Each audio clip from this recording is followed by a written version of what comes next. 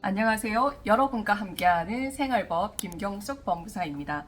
오늘은 한정후견 신청 사례에 대해서 소개드리고자 합니다. 한정후견은 질병, 장애, 노령, 그 밖의 정신적 제약으로 사무처리 능력이 부족한 사람에 대하여 본인, 배우자, 사촌인의 친족, 미성년자인 경우에는 미성년 후견인, 후견 감독인 등 검사 또는 지방자치단체의 장이 사건 본인의 가정법원에 신청을 하면 이에 대해서 법원은 인부 결정을 합니다. 본 사례는 60대 어머니께서 다단계나 코인 투자단체에 현혹돼서 수년간 적지 않은 금액을 탕진한 사례입니다. 본인 돈만 탕진을 하면 크게 문제가 안 되지만 지인의 돈이나 아니면 은행의 신용대출까지 받아서 투자를 하였고, 당연히 투자 업체는 사기죄로 고소 고발되어 그만큼 투자한 돈만큼 회수가 불가능한 상태에 이르게 되었습니다. 채권자들의 빚독촉이 끊이지 않다 보니 이를 보다 못해 가족 등 자녀들이 어느 정도 돈을 모아서 어머니의 빚을 대신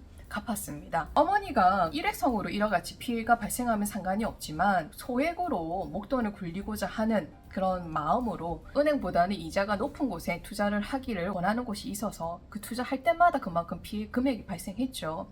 이런 일들이 비일비재하다 보니 자녀들이 어머니와 충분히 상의를 거쳐서 저희 사무실을 통해서 한정후견 신청 절차를 안내받았고, 그에 따라서 한 3개월에서 4개월 정도 시간이 소요되었지만 가정법원을 통해서 한정후견 개시 결정과 자녀 중에 장녀가 후견인으로 선임하는 그런 심판을 받게 되었습니다. 보통은 경제적인 어려움을 호소를 하면 가정법원에서는 한정후견 절차에 따라서 심판을 해줄 거라고 생각하지만, 그러나 실무상 그렇게 쉽지가 않습니다. 이유는 한정후견 제도 자체가 정신적으로 이제 제약이 있는 경우에 본인의 일상 사무처리 능력이 부족한 경우에 이를 법원이 후견인적인 입장에서 업무를 해주기 때문입니다.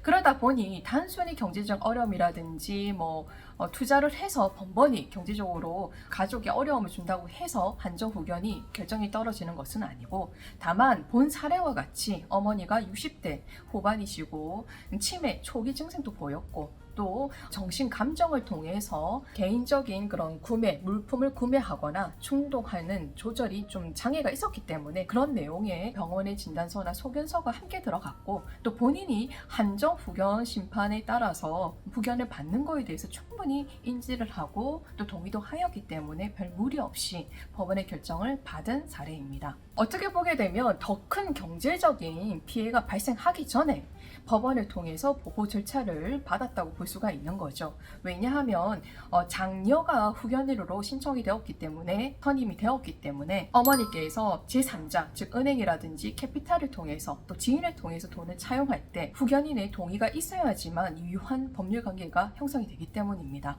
따라서 더 큰 경제적 어려움이 처하기 전에 이와 같이 법원을 통해서 보호 절차를 진행하는 것도 현명하다 할 수 있을 겁니다. 여러분, 어느 가정이나 문제가 없는 집안은 없어요. 내부를 들여다보면 각양각색의 문제가 있는 게 너무나 자연스러운 거죠. 다만 본 사례와 같이 더 큰 피해가 발생하기 전에 이와 같은 보호 절차를 이용하는 것도 좋다고 봅니다.